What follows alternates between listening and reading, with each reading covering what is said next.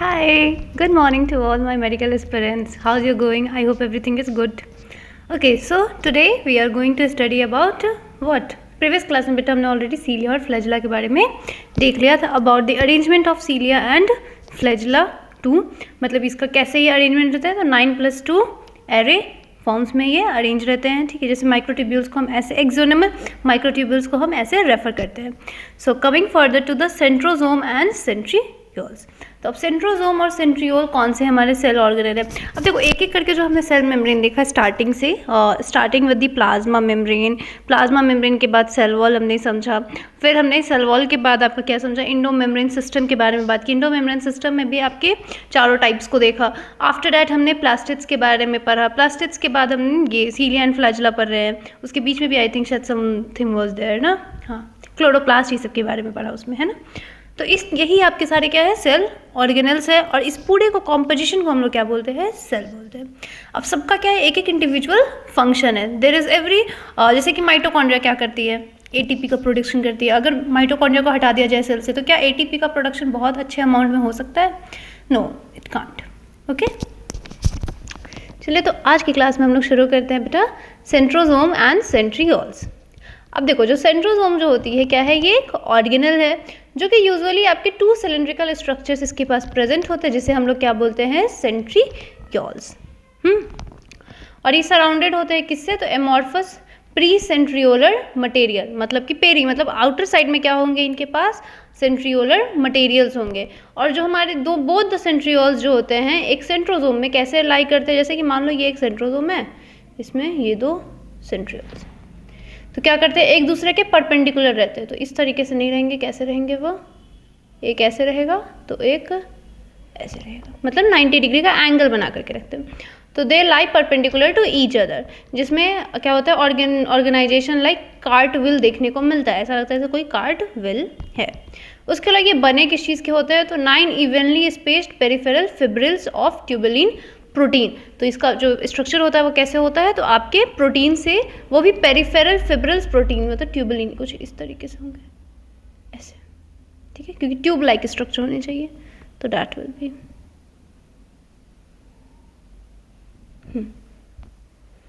तो किस चीज़ से बने रहेंगे आपके 9 evenly spaced peripheral fibrils of tubulin protein. तो ये याद रखिएगा कि जो आपके सेंट्रोसोम या सेंट्रियोल्स होते हैं वो किस टाइप के प्रोटीन से बनते हैं, तो that is from tubulin protein.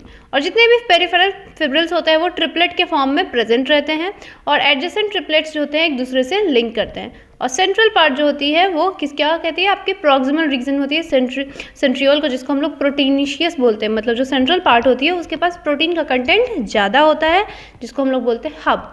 और वो किससे कनेक्टेड रहती है, ट्यूब्यूल्स की मदद से पेरिफेरल टिपलेट्स, जो कि बाय रेडियल स्पोक, जो भी वो भी किस चीज़ की बनी होती है, प्रोटीन की ही बनी होती है।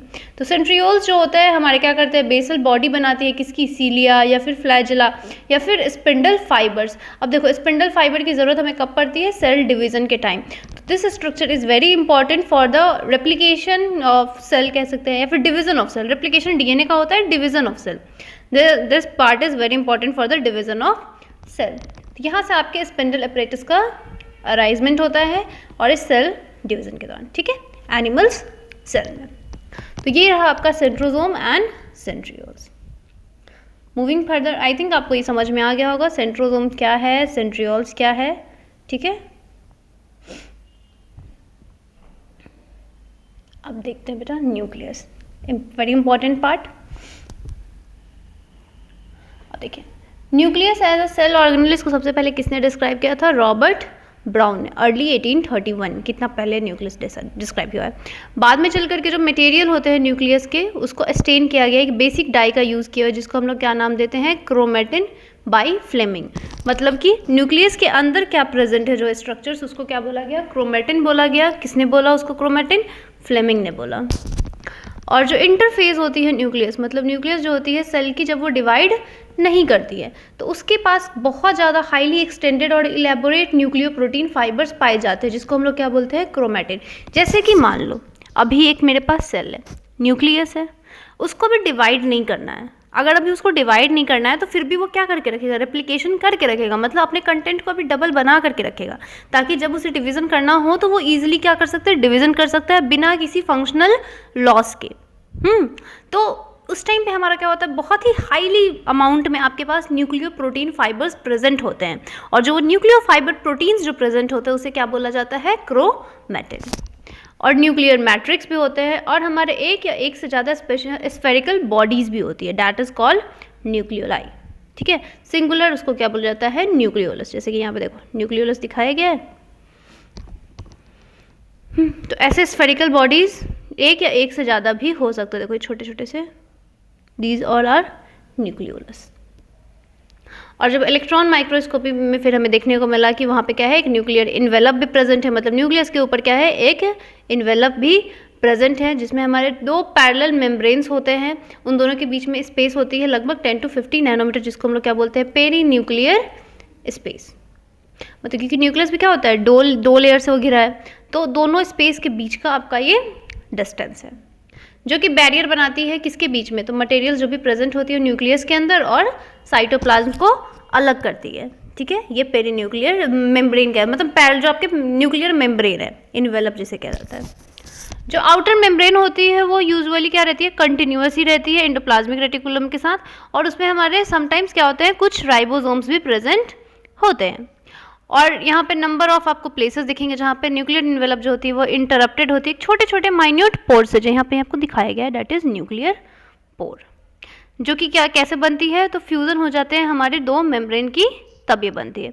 और न्यूक्लियर पोर्स आपके क्या होता है, तो ये पैसेज होते हैं किसके मूवमेंट के लिए, तो आरएनए के मूवमेंट के लिए, और साथ ही साथ प्रोटीन मॉलिक्यूल्स के लिए भी, और ये हमारे दोनों डायरेक्शन में होते हैं, हमारे न्यूक्लियस के बिटवीन में और साइटोप्लाज्म, मतलब जो ये आपके न्यूक्लियर पोर दिए गए हैं बेटा, इससे आपके क्या होंगे, जो भी आरएनए का मटेरियल है वो भी बाहर जाएगा, मतलब ये एक कनेक्शन है आपके साइटोप्लाज्म और न्यूक्लियस के बीच में। तो ये ट्रांसपोर्ट, जैसे कि प्लाज्मा मेम्ब्रेन में क्या प्रेजेंट था, प्लाज्मोडेस्माटा, अगर याद होगा तो, उसके अलावा प्लाज्मा मेम्ब्रेन की जो अगर एनिमल सेल की, मैं यूकैरियोट सेल की बात करूँ तो उस पर क्या प्रेजेंट है, आपके प्रोटीन ही प्रेजेंट थे, वहाँ पे पंप हो जा रहे थे, है ना, तो that will help, active passive transport की मदद से हो रहा था। तो यहाँ पे भी कुछ वैसे ही होगा। तो नॉर्मली यहाँ पे क्या होती है, आपकी वन न्यूक्लियस ही पर सेल देखने को मिलते हैं, मतलब एक सेल में आपकी क्या होगी, एक ही न्यूक्लियस होगी, एक से ज़्यादा न्यूक्लियस नहीं हो सकती है। वेरिएशंस भी होते हैं आपके नंबर ऑफ न्यूक्लियाई में, जो कि हमें काफ़ी ज़्यादा देखने को मिलते हैं लॉट्स ऑफ टाइम। तो क्या आप कुछ ऑर्गेनिज्म ऐसा कलेक्ट कर सकते हो जिसके पास मोर देन वन न्यूक्लियस पर सेल हो, करके लाना। कुछ मैच्योर सेल्स जो होते हैं जिसमें न्यूक्लियस ही नहीं होती है, जैसे कि आपके एरेथ्रोसाइट्स, बहुत सारे मैमल्स में, sieve tube cells of vascular plants. तो क्या इसको हम लिविंग बोलेंगे, ये भी एक सवाल है कि इसको हम लिविंग बोलेंगे या नहीं बोलेंगे। So you will tell me, इसको लिविंग बोल सकते हैं या नहीं बोल सकते, और बोल सकते हैं तो क्यों बोल सकते हैं, कोई तो लाइफ प्रोसेस उसके अंदर चल रही होगी तभी तो उसे हम लिविंग बोलेंगे ना। ओके अब देखो न्यूक्लियर मैट्रिक्स, या फिर इसी को हम लोग क्या बोलते हैं, न्यूक्लियोप्लाज्म, इसमें हमारी क्या प्रेजेंट होती है, न्यूक्लियोलस एंड क्रोमैटिन। और न्यूक्लियोलाई जो होती है वो स्फेरिकल स्ट्रक्चर्स की होती है, कहाँ पे हमारी प्रेजेंट होती है, न्यूक्लियोप्लाज्म में। और जो न्यूक्लियोलस के जो कंटेंट होते हैं वो कंटिन्यूअस होती है पूरे हमारे न्यूक्लियोप्लाज्म के कंपैरिजन में, और इसमें कोई भी मेम्ब्रेन बाउंड स्ट्रक्चर प्रेजेंट नहीं होती है, मतलब न्यूक्लियोलस के ऊपर कोई कवरिंग नहीं होती है। न्यूक्लियोलस में हमारा मतलब जो न्यूक्लियोप्लाज्म है, इसमें हमारा बेसिकली किस चीज़ के लिए रिस्पॉन्सिबल है, तो it is responsible for active ribosomal RNA synthesis, मतलब ये आरएनए की सिंथेसिस करने में आपको हेल्प करती है। ठीक, उसके साथ या तो लार्ज या फिर थोड़ा मतलब मोर न्यूमरस जो हमारे न्यूक्लियोलाई होता है वो भी प्रेजेंट होते हैं हमारे सेल्स में, और वो भी क्या करते हैं, प्रोटीन के सिंथेसिस को प्रोसीड करते हैं, they will help in the synthesis of protein. अब चलिए यहाँ से, तो अब आपको याद आ रहा होगा मैंने अभी इंटरफेस न्यूक्लियस बताया था, जहाँ पे आपकी क्या हो रही थी, हाईएस्ट नंबर ऑफ क्रोमेटिन देखने को मिल रहे थे। तो इंटरफेस न्यूक्लियस के पास क्या होता है, लूज और इनडिस्टिंक्ट नेटवर्क होते हैं न्यूक्लियर प्रोटीन फाइबर्स के, जिसे हम क्या बोल रहे थे, क्रोमेटिन बोल रहे थे, है ना।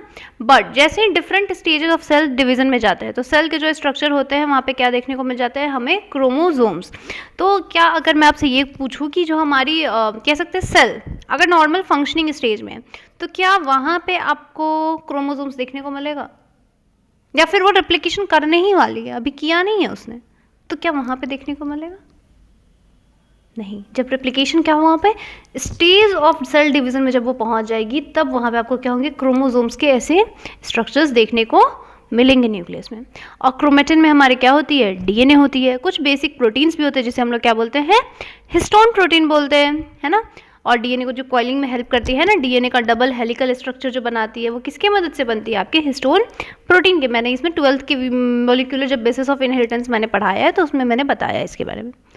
कुछ हमारे नॉन हिस्टोन प्रोटीन्स भी होते हैं और आरएनए भी प्रेजेंट होते हैं। अगर मैं बात करूँ, एक सिंगल ह्यूमन सेल जो होती है अप्रॉक्सीमेटली कितने लंबी होती है, 2 मीटर लॉन्ग होती है थ्रेड ऑफ डीएनए उसके अंदर। मतलब एक सेल के अंदर कम से कम 2 मीटर लंबा डीएनए होता है। और सोचो वो सेल इतनी छोटी है जिसको हम नेकेड आई से देख ही नहीं सकते हैं, we need a electron microscope to see it. और उसके अंदर 2 मीटर आपके डीएनए प्रेजेंट है, 2 मीटर। और इसके अकॉर्डिंग हमारा क्या 46 मतलब 73 पेयर्स ऑफ क्रोमोसोम्स उसमें रहते हैं। फिर आप इसको डिटेल में स्टडी कब करोगे, जब आप क्लास 12th में जाओगे तो डीएनए पैकेजिंग में है, मैंने बताया भी है, रिकॉर्डेड लेक्चर भी होगा, मॉलिक्यूलर बेसिस ऑफ इनहेरिटेंस अगर सर्च करोगे तो मिल जाएगा। अब देखो जितने भी क्रोमोसोम होते हैं वो क्या होता है, कब कब विजिबल होते हैं, जब वो डिवाइडिंग केस में होते हैं। मतलब आप क्रोमोसोम्स को तभी देख सकते हो जब सेल क्या कर रही होती है, डिवीजन फेज में होती है।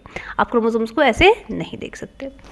तो एसेंशियली हमारे इसमें प्राइमरी कंस्ट्रक्शन या फिर कह सकते हैं सेंट्रोमेयर, जो कि साइड्स में डिस्क शेप स्ट्रक्चर्स प्रेजेंट होते हैं। देखो ये है सेंट्रोमेयर, इसी को बोला गया है, जिसको क्या बोला गया है, काइनेटोकोर्स। सेंट्रोमेयर क्या करती है, होल्ड करके रखती है आपके दोनों क्रोमेटिड्स को। मतलब ये एक क्रोमेटिड है, ये एक क्रोमेटिड है, और ये पूरा क्या है, ये ओवरऑल पूरा क्रोमोसोम है। तो सेंट्रोमेयर इसको होल्ड करने का काम करती है। पोजीशन बेस्ड पे बात करें तो आपके सेंट्रोमेयर जो होते हैं वो अलग अलग तरीके से, जैसे क्रोमोसोम को क्लासीफाई किया गया है 4 टाइप्स में। एक होता है मेटासेंट्रिक। मेटासेंट्रिक मतलब जब क्रोमोसोम में क्या होता है, मिडिल सेंट्रोमेयर होता है, जैसे कि ये मिडिल में है, इक्वल आर्म्स है, ये भी सेम लेंथ का है और ये भी सेम लेंथ का है।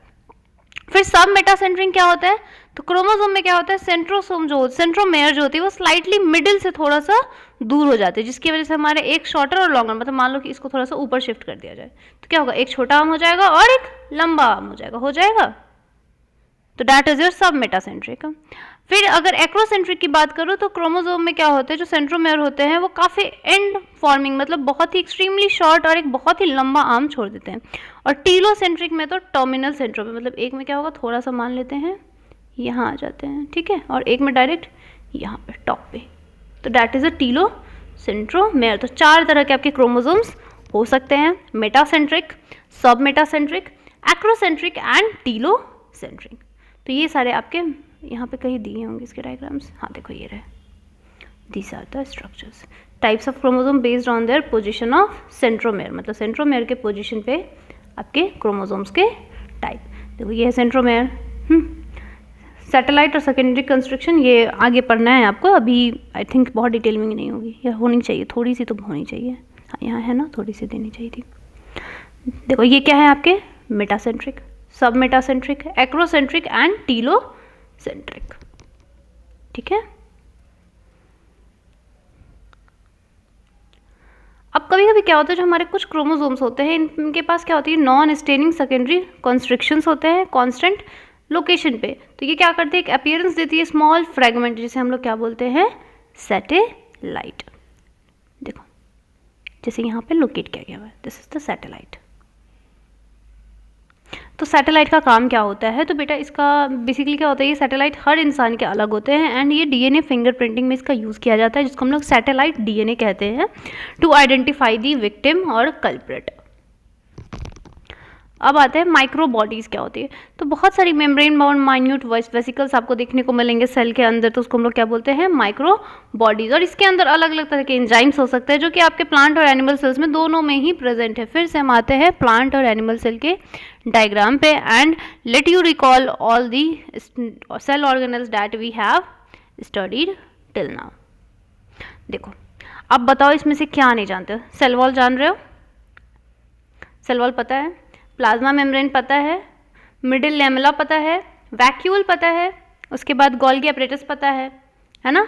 रफ इंडोप्लाज्मिक रेटिकुलम पता है, लाइसोसोम पता है, स्मूथ इंडोप्लाज्मिक रेटिकुलम पता है, प्लाज्मोडेस्माटा भी मालूम है, माइक्रोट्यूब्यूल्स भी मालूम है, पेरोक्सिसोम के बारे में बस नहीं दिया गया है, साइटोप्लाज्म भी पता है, क्लोरोप्लास्ट भी पता है, राइबोसोम्स भी पता है, माइटोकॉन्ड्रिया भी पता है, न्यूक्लियोलस, न्यूक्लियस। अब बताओ इसमें से कौन सा स्ट्रक्चर बस नहीं पढ़े एक्सेप्ट एक पेरोक्सिसोम्स को छोड़ दो। ये ऑक्सीजन फिक्सेशन में वर्क करते हैं, हेल्प करते हैं, मतलब डिटॉक्सिफिकेशन का काम इनका रहता है हमारी ये में सेल की। वैसे ही सेम प्लांट सेल में भी अगर देख लोगे बेटा, cytoplasm, rough endoplasm, mitochondria, ribosomes, lysosome, peroxisome, centriole, plasma membrane, microvilli के बारे में नहीं बताया गया। ये सरफेस एरिया को बढ़ा दिया जाता है हमारे एब्जॉर्प्शन प्रोसेस के लिए। Golgi apparatus, smooth endoplasmic reticulum, nuclear envelope, nucleolus and nucleus. अब बताओ इसमें से कौन से स्ट्रक्चर्स के आपको बेसिक चीज़ें भी नहीं पता है, एटलीस्ट बेसिक तो पता है। If you are watching this, anyone you will watch, आप अगर इसको सिर्फ सुन भी लेते हो ना बेटा, तो आपको कुछ तो नॉलेज होगी, better than scrolling on YouTube anything like. अब बच्चों को पसंद है तो what can we do, sometimes even we do when we are stressed out and we are not feeling that much good, sometimes we do, it's just like a human thing, it's not anything मतलब like we don't do such things, of course everyone do such things, everyone, हाँ, but in limit, not too much. We think about our future too, that's very important ना, कि आप कितने देर किस चीज़ पे time देते हो। सो आई होप समझ में आया होगा। सो ये हमारा सेल चैप्टर यहीं पे फिनिश होता है। Now next chapter is biomolecules. So let's start with, आज स्टार्ट करूँ, मेरे पास अभी तो टाइम है, I am little bit free till 10, 9:49 is.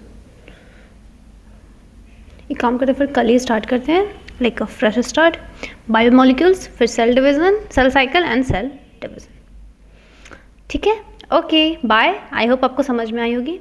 And yes, for you, definitely for you बेटा, क्वेश्चंस प्रैक्टिस करो और टेस्ट सीरीज से भागो नहीं, टेस्ट सीरीज लगाओ, क्वेश्चंस प्रैक्टिस करो, रिवाइज करो, गो थ्रू योर बुक्स के थ्रू जाओ, that will help you a lot. Okay, so bye bye, take care.